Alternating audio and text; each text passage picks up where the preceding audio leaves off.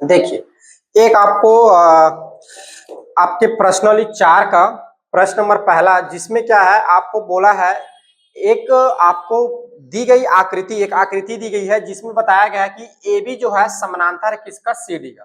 दो खड़ी लाइन का मतलब क्या होता है, समानांतर है सी डी का। और आपको दिया गया है कोण डी ए बी, जो डी ए बी है इसका मान कितना दिया है, 80 अंश। तो आपको क्या करना है, शेष अंतःकोण माने बाकी जो बच गए हैं वो क्या होंगे, उस सारे कोण का आपको मान निकालना है। आपको प्रश्न में सिर्फ चक्रीय चतुर्भुज बस लिखा हुआ है, ठीक है ना। मैंने आप लोग को थोड़ी देर पहले बताया कि चतुर्भुज मतलब क्या होगा, चक्रीय चतुर्भुज होगा, ठीक है। तो आप ध्यान रखेंगे चतुर्भुज लिखा है उसका मतलब क्या होगा, चक्रीय चतुर्भुज होगा। तो यहाँ पर चक्रीय चतुर्भुज कौन सा है, एबीसी है। तो सबसे पहले हम लगा देते हैं चक्रीय चतुर्भुज की प्रॉपर्टी, ठीक है। तो चूंकि चक्रीय चतुर्भुज के, ऐसा मत लिखो चक्रीय चतुर्भुज को पूरा, यहां पर ये बताओ कि चक्रीय चतुर्भुज कौन सा है, ऐसा करके, ठीक है, ज्यादा अच्छा रहेगा। चूंकि ए बी सी डी एक चक्रीय चतुर्भुज है, एक चक्रीय चतुर्भुज है, ठीक है। तो चक्रीय चतुर्भुज है तो यहां पर क्या होगा, देखो कोण ए धन कोण सी जो होगा इनका योग जो होगा 180 अंश होगा, क्योंकि हमको मालूम है चक्रीय चतुर्भुज के सम्मुख कोण क्या होते हैं जी, ये क्या है, सम्मुख कोण है। कितना होता है, सम्मुख कोणों का योग 180 अंश होते हैं, चक्रीय चतुर्भुज के सम्मुख कोण है। तो यहां पर देखो कोण ए ये आपको दिया है 80 अंश, सो कोण सी का मान यहां से निकल जाएगा। कोण सी बराबर आपका हो जाएगा 180 अंश माइनस 80 उधर जाएगा, तो कोण सी बराबर आपका कितना आ जाएगा, 100 डिग्री। कितना मिल जाएगा, 100 अंश मिल जाएगा। ये देखो यहाँ पर इसकी मान मिल जाएगा आपको 100 डिग्री मिल गया, ठीक है। अब दूसरा देखो, यहां पर देखो आपको दे रखा है, कुछ ना कुछ आपको डाटा दे रहेगा, ठीक है, कुछ ना कुछ आपको डाटा दे रहेगा। यहां पर देखो बोला है चूंकि ए बी क्या है, समानांतर है सी डी का। ए बी क्या है, समानांतर है सी डी का। तो ए बी को हम क्या, ए बी देखो इस बात को समझो, ए से बी ये, और ये क्या है सी डी, ये क्या है, समानांतर है, ठीक है। तो अगर हम क्या करें, एक ऐसा लाइन खींच दे समानांतर लाइन, और एक लाइन ऐसा तिर्यक लाइन ले ले, ठीक है। तो यहां पर देखो ए बी समानांतर है सी डी का, तथा जो यहां से ए से डी ए को डी ए तिर्यक रेखा मान ले, क्या ले ले, तिर्यक रेखा।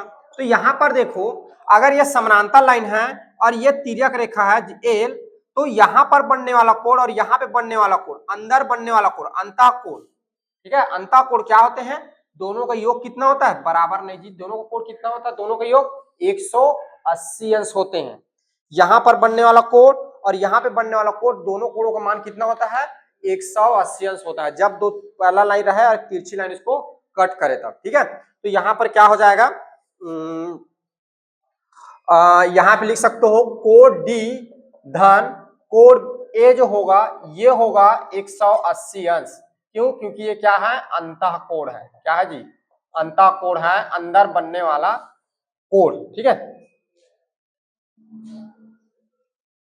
तो यहां पर क्या हो जाएगा, कोण डी धन कोण डी की वैल्यू दिया हुआ है, कितना दिया गया है, 80 अंश, धन कोण ए बराबर आपका हो जाएगा 180 अंश, कोण ए बराबर हो जाएगा 180 अंश माइनस 80, तब कोण ए की वैल्यू यहां पर मिल जाएगा आपको कितना, 100 अंश। कितना मिल जाएगा, 100 अंश, ठीक है। आगे अब दूसरा आपको क्या निकालना है, और इसमें एक चीज और बता दूं ना, देखो एक चीज थोड़ा सा याद रखना, मैं क्लियर और कर देता हूं आप लोग को। ये जो अंतःकोण बताया हूं ना, ये याद रखना सम्मुख अंतःकोण होना चाहिए ना।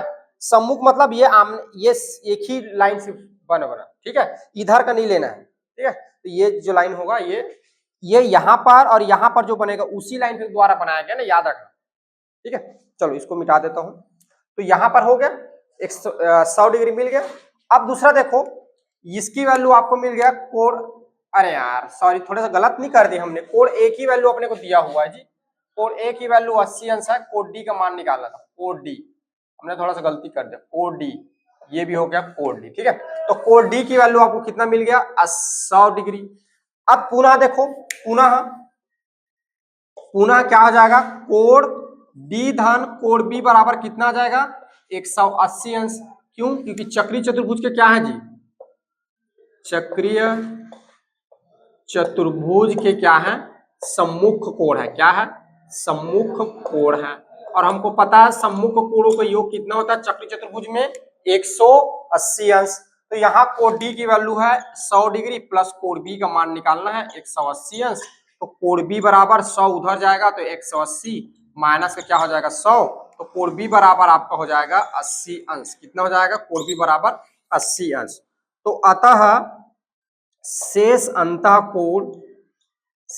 अंतःकोण बचे हुए अंतःकोण कोण बी बराबर आपका निकल गया 80 अंश, कोण सी बराबर हमने निकाला है 100 अंश, और कोण डी बराबर हमने निकाला हुआ है 100 अंश। ठीक है, और ये आपका क्या हो जाएगा, आंसर हो जाएगा। ठीक है, इस तरह से आप इसको सॉल्व करेंगे। ठीक है, चलिए इसको लिखिए आप लोग।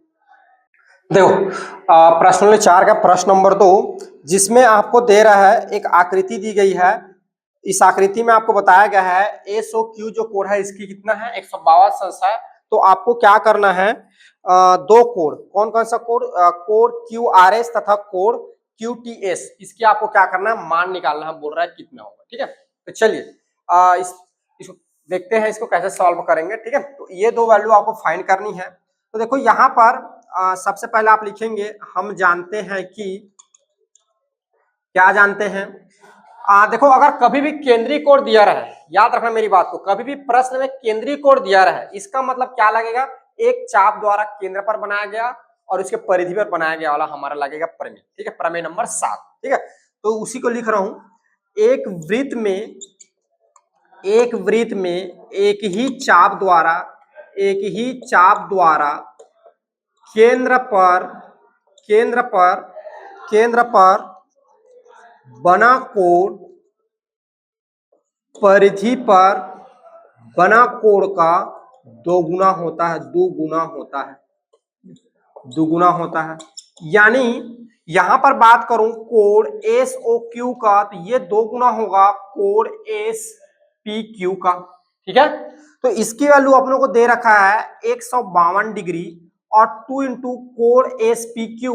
सो यहाँ पर एस पी क्यू करूं तो ये हो जाएगा 152 और ये इधर आ जाएगा तो बटा क्या हो जाएगा 2। ये देखो कटेगा, 2 एक कम, 2 सत्ते 14, फिर 2 छक्को 12, तो ये आ जाएगा कोण एस पी क्यू का मान आपको मिल जाएगा 76 अंश। कितना मिल जाएगा? 76 अंश। यानी इसका मान आपको कितना मिल गया? 76 अंश मिल गया। कितना मिल गया? 76 अंश मिल गया। अब देखो, अब आपको क्या करना है, ये वाला और ये वाला, इसकी आपको वैल्यू निकालनी। सबसे पहले हम निकालते हैं टी का। तो अब पी एस टी क्यू में, ठीक है, एक चक्रीय चतुर्भुज, एक पी क्यू एस टी एक चक्रीय चतुर्भुज है।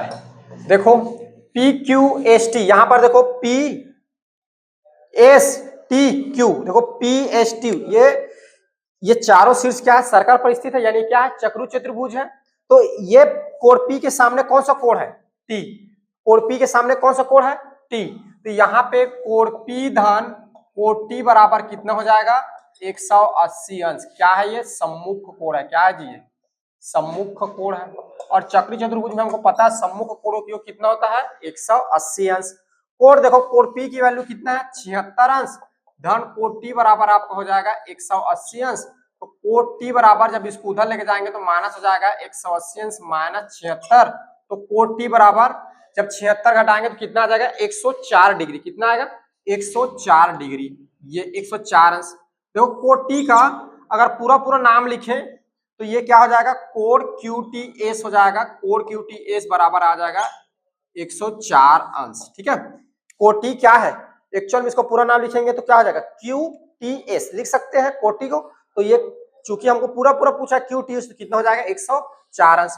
पुनः देखो, आप पुनः थोड़ा सा देखो, पी एस के बाद क्या लेना है, आर और क्यू, ये भी क्या हो जाएगा चक्रीय चतुर्भुज। तो यहाँ पर देखो P S P S R Q एक क्या है, चक्रीय चतुर्भुज है, चक्रीय चतुर्भुज है, ये चक्रीय चतुर्भुज है। तब क्या हो जाएगा, कोण P धन कोण R, ये हो जाएगा आपका 180 अंश, ये वाला कोण P और ये कोण R 180 अंश हो जाएगा, क्योंकि ये दोनों क्या है, चक्रीय चतुर्भुज के सम्मुख कोण है, आमने सामने के कोण है, सम्मुख कोण है। ठीक है, तो यहाँ कोण P की वैल्यू दिया है 76 अंश, प्लस कोण R बराबर आपको कितना दे रहा है, 180 अंश।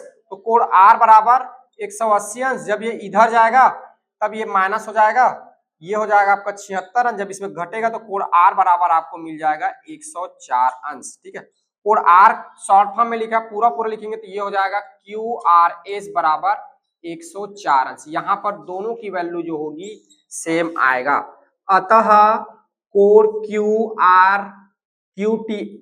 QTS बराबर 104 अंश मिला और कोण QRS बराबर 104 अंश मिला।